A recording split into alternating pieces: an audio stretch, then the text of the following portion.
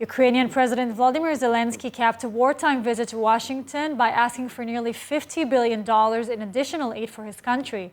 Zelensky met with President Biden in the White House before addressing a special joint session of Congress.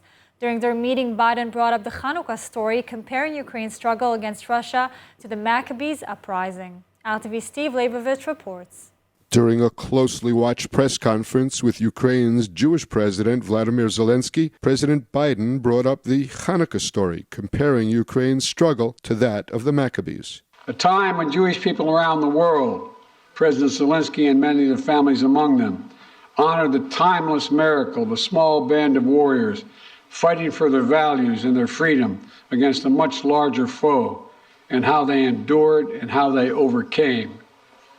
How the flame of faith, with only enough oil for one day, burned brightly for 8 days.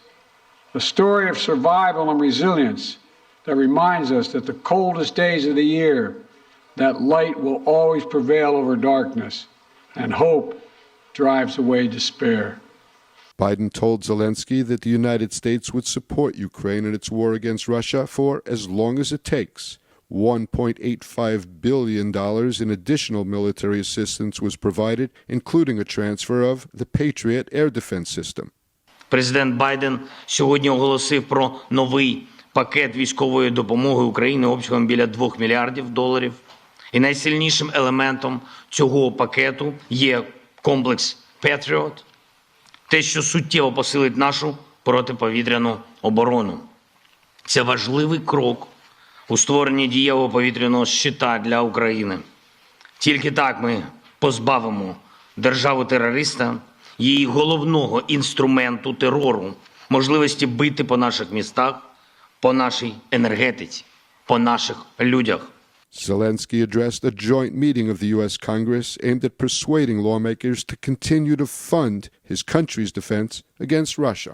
Yet, the battle continues, and we have to defeat the Kremlin on the battlefield. Yes, this battle is not only for the territory, for this or another part of Europe. The battle is not only for life, freedom and security of Ukrainians or any other nation which Russia attempts to conquer.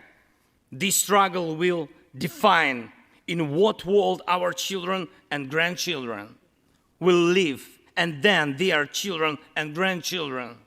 It will define whether it will be a democracy of Ukrainians and for Americans, for all.